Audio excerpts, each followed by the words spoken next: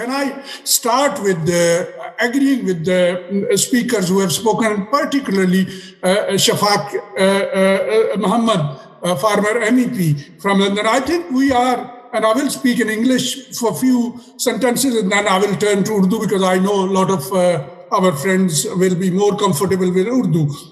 So I think the world after 9/11 has changed. The world we lived before that, human right was on the top of priority of the agenda of the world. Since 9/11, it is dropped. And I was just listening, one of other colleague of mine, Liz Dusser, who is a BBC journalist, and she said, unfortunately, the values have gone down and interest, and particularly economic interest, has taken over the interest of the world international community. I think it is very important that we live in 2021, not in 1948, when resolution on Kashmir were passed. So the interest of the world have changed. और मैं समझता हूँ कि values जो हैं दुनिया में वो चेंज होती रहती हैं हिस्ट्री के साथ साथ, और आज जो वैल्यूज हैं ये कल को नहीं रहेंगी. लेकिन कश्मीर के ऊपर मैं पर्टिकुलरली सिर्फ ह्यूमन राइट के हवाले से बात करना चाहता हूँ, उसके पॉलिटिकल एंड सोशल एस्पेक्ट्स पे बात नहीं करूँगा. पहली बात तो ये है कि पिछले 73 ईयर से ये एक ऐसा इशू है जो वहाँ पे लटका हुआ है और दो न्यूक्लियर फोर्सेस के दरमियान में लटका हुआ है, जिनकी आवाम तो गुर्बत की लकीर से नीचे रह रही है और वो डिफेंस के ऊपर अपना मेजर बजट खर्च करते हैं. और सिर्फ एक इशू है जिसकी वजह से दोनों मुल्कों को बेपनाह खर्च करना पड़ता है, और वो एजुकेशन और हेल्थ और दूसरे इशूज पे खर्च नहीं कर सकते.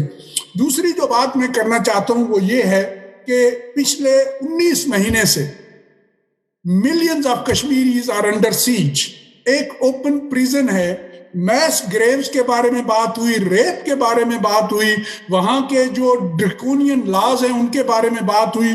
मैं एग्री करता हूँ, और मैं एक वाकया सुना के फिर अपनी चंद गुजारिशात आपके सुनाऊंगा. इंटरनेशनल कम्युनिटी जो इस वक्त लीडर है वो यूनाइटेड स्टेट ऑफ अमेरिका है. हम जानते हैं, अभी जिक्र भी हुआ यूनाइटेड स्टेट ऑफ अमेरिका का. यूनाइटेड नेशन हो या दीगर इदारे हों, जब तक यूनाइटेड स्टेट ऑफ अमेरिका आपकी साइड में नहीं है कुछ नहीं हो सकता, ये हम जानते हैं. तो एक छोटा सा वाकया जो हमारे फॉरेन मिनिस्टर कसूरी साहब ने अपनी किताब में भी जिक्र किया है. मुशर्रफ साहब का दौर था और ARY के जो हाजी साहब हैं उनकी एक अजीज़ा की शादी थी कराची में 31 दिसंबर 2000 को. सो 29 दिसंबर को मैं वहाँ पहुँचा तो 30 दिसंबर को यकदम इसहाक जफर साहब, हमारे साहबजादा साहब जो सीनियर मिनिस्टर सर सुल्तान महमूद के नीचे, वो आ गए कराची. मैंने कहा क्या बात है? उसने कहा जी कल मुशर्रफ साहब आने वाले हैं. मैंने कहा तो वजह क्या है, आप आए हैं और फिर मुशर्रफ आ रहा है? तो उसने कहा CIA का जो डायरेक्टर है वो कराची आ रहा है क्योंकि इस्लामाबाद को वो सेफ नहीं समझते. आप सबको याद होगा कि 2000 में इस्लामाबाद में हमारे कोई प्रेसिडेंट वगैरह बाहर जहाज़ों से नहीं निकलते थे. क्लिंटन का विजिट याद होगा आपको, उससे पहले बुश का विजिट आपको याद होगा. वो इस्लामाबाद को सेफ नहीं समझते थे. उसने कहा इसलिए हमें यहाँ बुलाया गया है कि डायरेक्टर CIA आ रहा है और वो हमसे साइन कराना चाहता है. ये वाकया कसूरी साहब ने किताब में भी लिखा है, लेकिन मैं आपको पर्सनली भी बता रहा हूँ. मैं इस कराची में था, PC में ठहरा हुआ था, सामने वो शादी थी. तो शाम को इसहाक जफर साहब, नज़ीर लगारी साहब, चूँकि इसहाक जफर साहब मौजूद नहीं है मैं जिंदा लोगों के भी नाम ले रहा हूँ, नज़ीर लगारी साहब जो बोल के प्रेसिडेंट हैं, सईद खावर साहब जो निवाए वक्त के एडिटर हैं, और हमारे फरीदी साहब, मुश्ताक फरीदी साहब, वो शाम को मेरे पास आए कि इसहाक जफर साहब से मिलना है. तो मैं गया वहाँ तो इसहाक जफर साहब की आंखों में आंसू थे.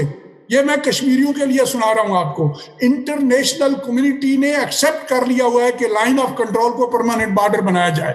और मैं आपसे एग्री करता हूं कि जब तक कश्मीरी आपस में मिलाप उनका नहीं होगा, उनका मेल जोल नहीं होगा, आपस में उनका कम्युनिकेशन नहीं होगा, कश्मीर का इशू हल नहीं होगा.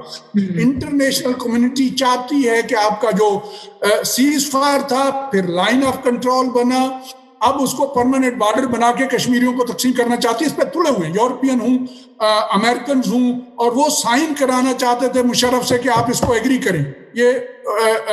और ये इसहाक जफर साहब ने कहा कि बैरिस्टर सुल्तान महमूद भाग जाता है मुल्क से बाहर اور مجھے اس پہ سائن کرا رہا ہے تاکہ تاریخ میں بدنام ہوں.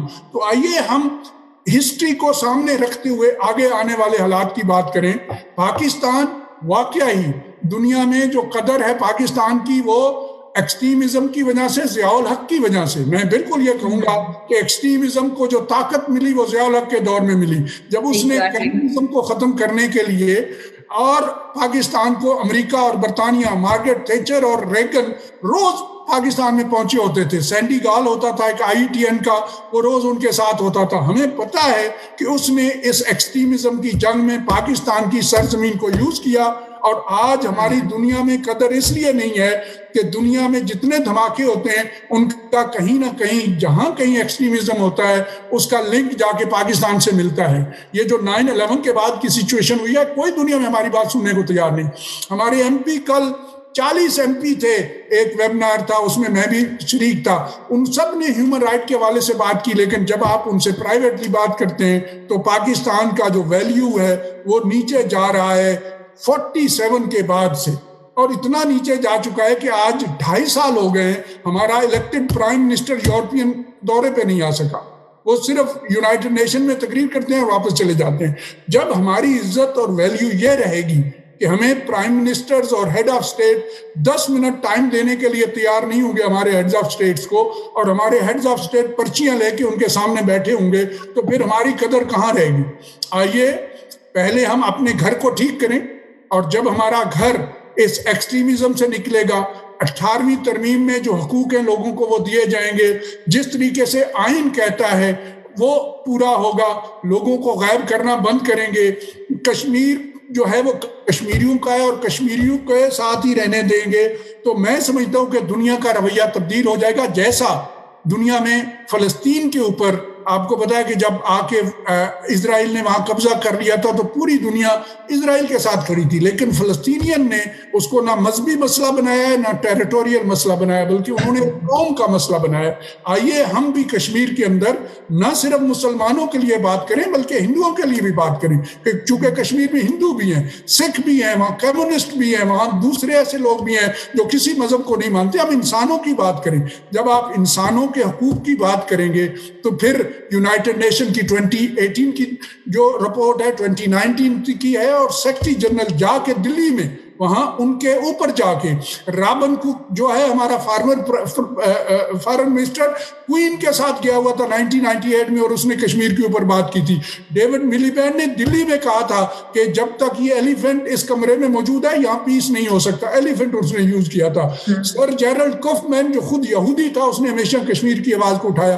آئیے ہم دوبارہ پاکستان کو، اپنے گھر کو درست کریں، اپنے آپ کو مضبوط کریں، جمہوریت کو مضبوط کریں اور عوام کو حقوق دیں. 220 ملین کی آواز جب سنی جائے گی تو پھر دنیا کے اندر ہماری وہی عزت ہوگی جو 60s میں تھی، جو 70s میں تھی. جب ذوالفقار بھٹو جاتے تھے تو دنیا ان کو سنتی تھی. جب یونائٹڈ نیشن میں وہ بات کرتے تھے، اسلامک کانفرنس کرتے تھے تو 54 اسلامی ملکوں کے ہیڈز آف اسٹیٹ لاہور میں آئے فیبروری 1974 میں. آئیے اس وقت پاکستان ٹوٹا ہوا تھا، پاکستان ایک جنگی قیدی ہندوستان میں تھے، لیکن اس کے باوجود اس نے ایک بولڈ سٹیپ لیا اور اس نے بنگلہ دیش کو قبول کیا. اور بنگلہ دیش کا پرائم منسٹر جو 3 سال پہلے آرمی کے خلاف لڑ رہا تھا وہ لاہور میں آیا تھا. آپ سب کو یاد ہے اور آپ نے ہسٹری پڑھی ہوئی ہے. آئیے ہم پاکستان کے اندر اپنے اندرونی حالات میں ہیومن رائٹ کو بہتر کریں. یہ جو کلنگز ہیں اور غائب ہونے والے لوگ ہیں ان کو غائب کریں. بلوچستان کو حقوق دیں، کشمیریوں کو حقوق دیں، اور سندھیوں کو، اور پاکستان کے ہر پنجابی کو بھی حقوق دیں. جب ہم یہ کر لیں گے تو دنیا میں ہماری عزت بھی ہوگی.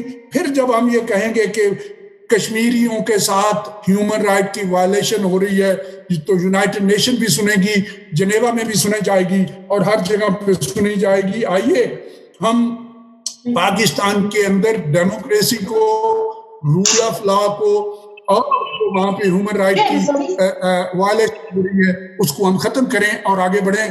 آپ سب کا بہت شکریہ، اور میں موجود رہوں گا یہاں تک جب تک میں رہ سکا، لیکن جب میں چلا جاؤں تو مجھے معاف کر دیجیے گا. آپ کا بہت شکریہ.